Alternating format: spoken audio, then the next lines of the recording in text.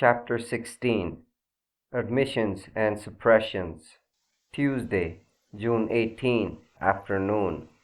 An hour later, Phelps, the operative Markham had sent to 94 Riverside Drive, came in radiating satisfaction. "I think I've got what you want, Chief."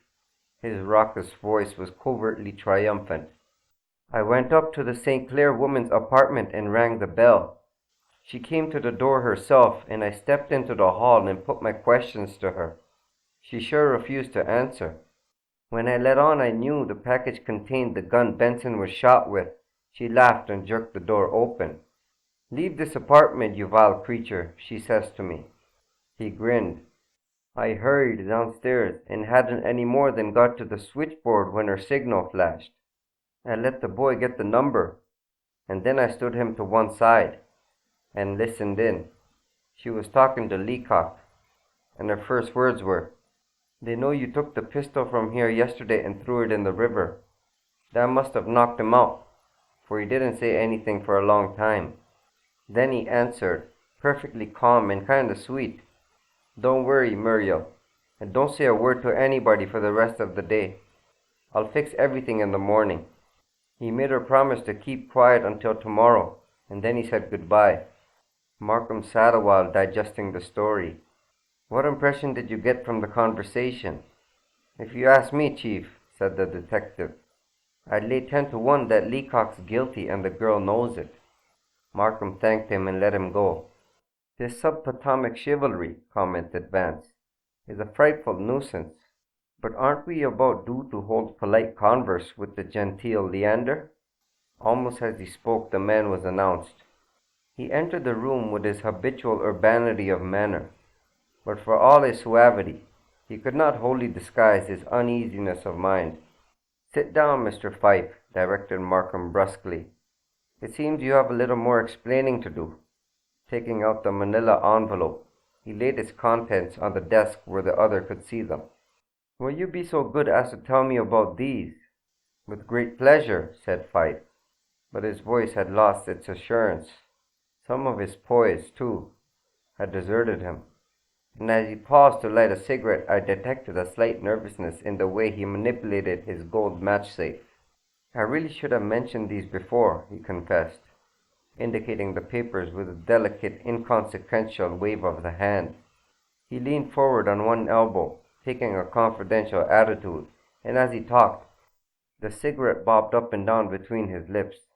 "It pains me deeply to go into this matter," he began, "but since it is in the interests of truth, I shall not complain. My domestic arrangements are not all that one could desire. My wife's father has, curiously enough, taken a most unreasonable dislike to me, and it pleases him to deprive me of all but the meagerest financial assistance, although it is really my wife's money that he refuses to give me. A few months ago I made use of certain funds, $10,000 to be exact, which, I learned later, had not been intended for me. When my father-in-law discovered my error, it was necessary for me to return the full amount to avoid a misunderstanding between Mrs. Pfyfe and myself, a misunderstanding which might have caused my wife great unhappiness. I regret to say I used Alvin's name on a check, but I explained it to him at once, you understand, offering him the note and this little confession as evidence of my good faith. And that is all, Mr. Markham." "Was that what your quarrel with him last week was about?" Pfyfe gave him a look of querulous surprise. "Ah, you heard of our little contretemps?" "Yes, we had a slight disagreement as to the, shall I say, terms of the transaction." "Did Benson insist that the note be paid when due?" "No, not exactly." Pfyfe's manner became unctuous. "I beg of you, sir, not to press me as to my little chat with Alvin. It was, I assure you, quite irrelevant to the present situation. Indeed, it was of a most personal and private nature." He smiled confidingly. "I will admit, however, that I went to Alvin's house the night he was shot, intending to speak to him about the check. But, as you already know, I found the house dark and spent the night in a Turkish bath." "Pardon me, Mr. Pfyfe." It was Vance who spoke. "But did Mr. Benson take your note without security?" "Of course." Pfyfe's tone was a rebuke. Alvin and I, as I have explained, were the closest friends. But even a friend, don't you know, Vance admitted, might ask for security on such a large amount. How did Benson know that you'd be able to repay him? I can only say that he did know, the other answered, with an air of patient deliberation. Vance continued to be doubtful. Perhaps it was because of the confession you had given him. Pfyfe rewarded him with a look of beaming approval. You grasp the situation perfectly, he said. Vance withdrew from the conversation, and though Markham questioned Pfyfe for nearly half an hour, nothing further transpired. Pfyfe clung to his story in every detail, and politely refused to go deeper into his quarrel with Benson, insisting that it had no bearing on the case. At last he was permitted to go. Not very helpful, Markham observed. I'm beginning to agree with Heath that we've turned up a mare's nest in Pfyfe's frenzied financial deal. You'll never be anything but your own sweet, trusting self, will you? Lamented Vance sadly. Pfyfe has just given you your first intelligent line of investigation, and you say he's not helpful. Listen to me and nota bene. Pfyfe's story about the $10,000 is undoubtedly true. He appropriated the money and forged Benson's name to a check with which to replace it. But I don't for a second believe there was no security in addition to the confession. Benson wasn't the type of man, friend or no friend, who'd hand over an amount without security. He wanted his money back, not somebody in jail. That's why I put my oar in and asked about the security. Pfyfe, of course, denied it. But when pressed as to how Benson knew he'd paid a note, he retired into a cloud. I had to suggest the confession as to the possible explanation, which showed that something else was in his mind, something he didn't care to mention. And the way he jumped at my suggestion bears out my theory. Well, what of it? Markham asked impatiently. Oh, for the gift of tears, moaned Vance. Don't you see that there's someone in the background, someone connected with the security? It must be so, you know. Otherwise Pfyfe would have told you the entire tale of the quarrel, if only to clear himself from suspicion. Yet knowing that his position is an awkward one, he refuses to divulge what passed between him and Benson in the office that day. Pfyfe is shielding someone, and he is not the soul of chivalry, you know. Therefore, I ask, why? He leaned back and gazed at the ceiling. I have an idea, amounting to a cerebral cyclone, he added, that when we put our hands on that security, we'll also put our hands on the murderer. At this moment the telephone rang, and when Markham answered it, a look of startled amusement came into his eyes. He made an appointment with the speaker for 5:30 that afternoon. Then, hanging up the receiver, he laughed outright at Vance. Your auricular researches have been confirmed, he said. Miss Hoffman just called me confidentially on an outside phone to say she has something to add to her story. She's coming here at 5:30. Vance was unimpressed by the announcement. I rather imagined she'd telephoned during her lunch hour.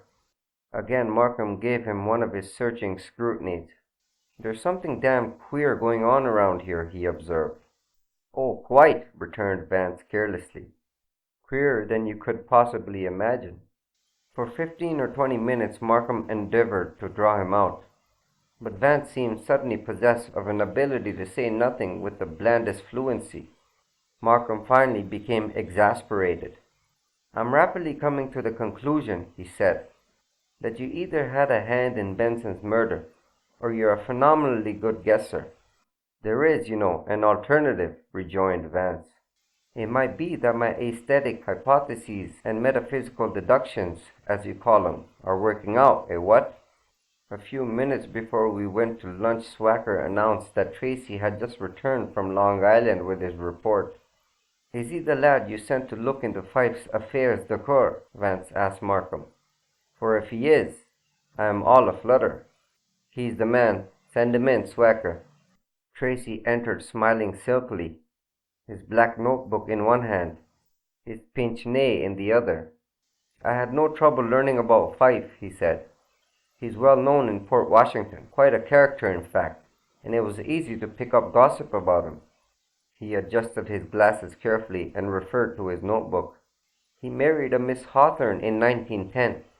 She's wealthy, but Pfyfe doesn't benefit much by it, because her father sits on the money bags. Mr. Tracy, I say, interrupted Vance. Never mind the née Hawthorne and her doting papa. Mr. Pfyfe himself has confided in us about his sad marriage. Tell us, if you can, about Mr. Pfyfe's extra-nuptial affairs. Are there any other ladies? Tracy looked inquiringly at the district attorney. He was uncertain as to Vance's locus standi. Receiving a nod from Markham, he turned a page in his notebook and proceeded. I found one other woman in the case. She lives in New York and often telephones to a drugstore near Pfyfe's house and leaves messages for him. He uses the same phone to call her by. He had made a deal with the proprietor, of course, but I was able to obtain her phone number. As soon as I came back to the city, I got her name and address from information and made a few inquiries. She's a Miss Paula Banning, a widow, and a little fast, I should say, as she lives in an apartment at 268 West 75th Street.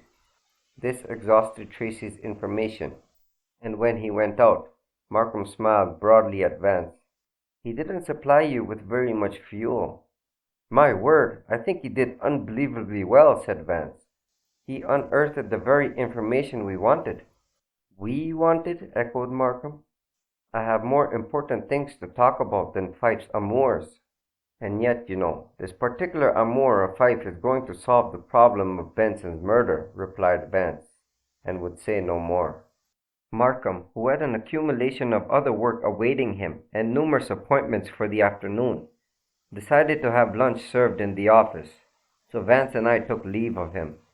We lunched at Élysée, dropped in at Knoedler's to see an exhibition of French pointillism, and then went to Aeolian Hall, where a string quartet from San Francisco was giving a program of Mozart. A little before 5:30, we were again at the district attorney's office, which at that hour was deserted except for Markham. Shortly after our arrival, Miss Hoffman came in and told the rest of her story in direct, businesslike fashion. I didn't give you all the particulars this morning, she said, and I wouldn't care to do so now unless you are willing to regard them as confidential, for my telling you might cost me my position. I promise you, Markham assured her, that I will entirely respect your confidence. She hesitated a moment and then continued. When I told Major Benson this morning about Mr. Pfyfe and his brother, he said at once that I should come with him to your office and tell you also. But on the way over, he suggested that I might omit a part of the story. He didn't exactly tell me not to mention it, but he explained that it had nothing to do with the case and might only confuse you. I followed his suggestion, but after I got back to the office I began thinking it over, and knowing how serious a matter of Mr. Benson's death was, I decided to tell you anyway.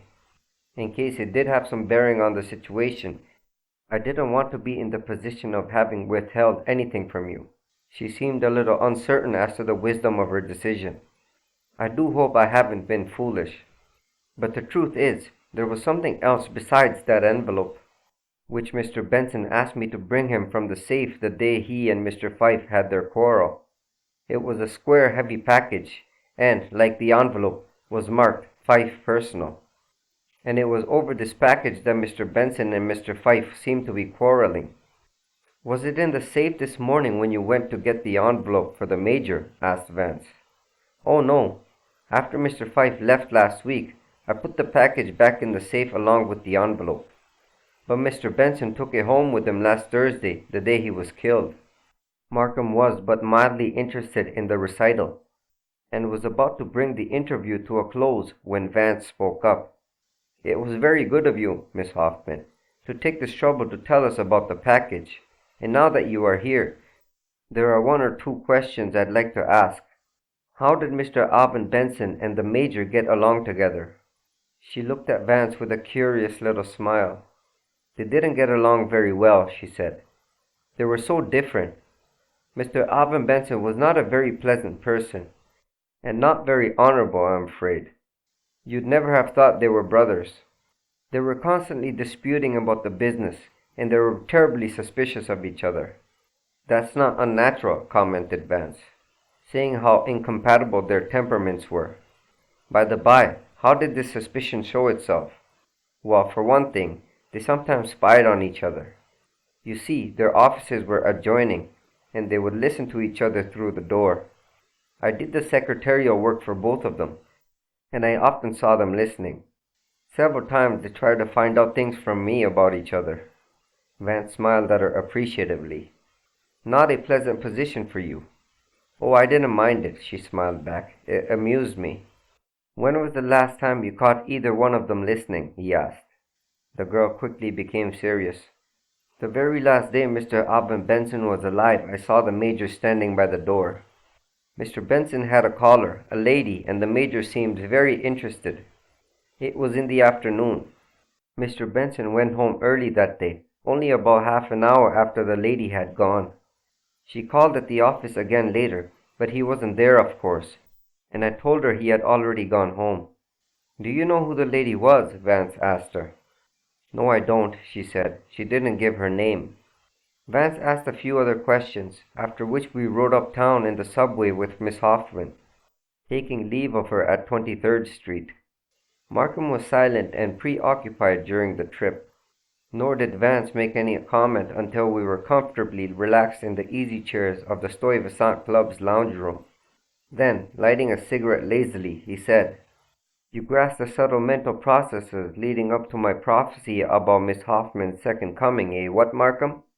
You see, I knew friend Alvin had not paid that forged check without security, and I also knew that the tiff must have been about the security, for Pfyfe was not really worrying about being jailed by his alter ego. I rather suspect Pfyfe was trying to get the security back before paying off the note, and was told there was nothing doing. Moreover, little Goldilocks may be a nice girl and all that, but it isn't in the feminine temperament to sit next door to an altercation between two such rakes and not listen attentively. I shouldn't care, you know, to have to decipher the typing she said she did during the episode. I was quite sure she heard more than she told, and I asked myself, why this curtailment? The only logical answer was, because the Major had suggested it. And since the Grenadise Frolant was a forthright Germanic soul, with an inbred stake of selfish and cautious honesty, I venture the prognostication that as soon as she was out from under the benevolent jurisdiction of her tutor, she would tell us the rest, in order to save her own skin if the matter should come up later. Not so cryptic when explained, what? That's all very well, conceded Markham petulantly. But where does it get us? I shouldn't say that the forward movement was entirely imperceptible. Vance smoked a while impassively. You realize, I trust, he said, that the mysterious package contained the security. One might form such a conclusion, agreed Markham. But the fact doesn't dumbfound me, if that's what you're hoping for. And of course, pursued Vance easily, your legal mind, trained in the technique of ratiocination, has already identified it as the box of jewels that Mrs. Platts espied on Benson's table that fatal afternoon. Markham sat up suddenly, then sank back with a shrug. Even if it was, he said, I don't see how that helps us. Unless the Major knew the package had nothing to do with the case, he would not have suggested to his secretary that she omit telling us about it. Ah, but if the Major knew that the package was an irrelevant item in the case, then he must also know something about the case, eh, what? Otherwise, he couldn't determine what was and what was not irrelevant. I have felt all along that he knew more than he admitted. Don't forget that he put us on the track of Pfyfe, and also that he was quite positive Captain Leacock was innocent. Markham thought for several minutes. I'm beginning to see what you're driving at, he remarked slowly. Those jewels, after all, may have an important bearing on the case. I think I'll have a chat with the Major about things. Shortly after dinner at the club that night, Major Benson came into the lounge room where we had retired for our smoke, and Markham accosted him at once. Major, aren't you willing to help me a little more in getting at the truth about your brother's death? He asked. The other gazed at him searchingly. The inflection of Markham's voice belied the apparent casualness of the question. God knows it's not my wish to put obstacles in your way, he said, carefully weighing each word. I'll gladly give you any help I could. But there are one or two things I cannot tell you at this time. If there was only myself to be considered," he added, "it would be different."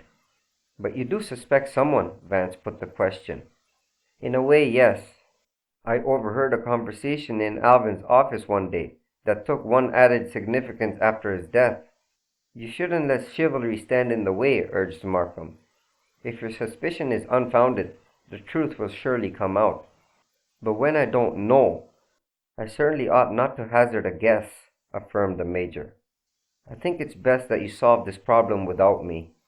Despite Markham's importunities, he would say no more, and shortly afterward he excused himself and went out. Markham, now profoundly worried, sat smoking restlessly, tapping the arm of his chair with his fingers. "Well, old bean, a bit involved, what?" commented Vance. "It's not so damn funny," Markham grumbled. "Everyone seems to know more about the case than the police or the district attorney's office." "Which wouldn't be so disconcerting if they all weren't so deuced reticent," supplemented Vance cheerfully. "And the touching part of it is that each of 'em appears to be keeping still in order to shield someone else. Mrs. Platts began it. She lied about Benson's having any callers that afternoon, because she didn't want to involve his tea companion. Miss St. Clair declined point blank to tell you anything, because she obviously didn't desire to cast suspicion on another. The captain became voiceless the moment you suggested his affianced bride was entangled. Even Leander refused to extricate himself from a delicate situation lest he implicate another. And now the Major, most annoying. On the other hand, don't you know, it's comforting, not to say uplifting, to be dealing exclusively with such noble, self-sacrificing souls." "Hell," Markham put down his cigarette and rose. "The case is getting on my nerves. I'm going to sleep on it and tackle it in the morning." "The ancient idea of sleeping on a problem is a fallacy," said Vance, as we walked out into Madison Avenue. "An apologia, as it were, for one's not being able to think clearly. Poetic idea, you know. All poets believe in it. Nature's soft nurse, the balm of woe, childhood's mandragora, tired nature's sweet restorer, and that sort of thing. Silly notion. When the brain is keyed up and alive, it works far better than when apathetic from the torpor of sleep. Slumber is an anodyne, not a stimulus." "Well, you sit up and think," was Markham's slurry advice. "That's what I'm going to do," blithely returned Vance. "But not about the Benson case. I did all the thinking I'm going to do along that line 4 days ago.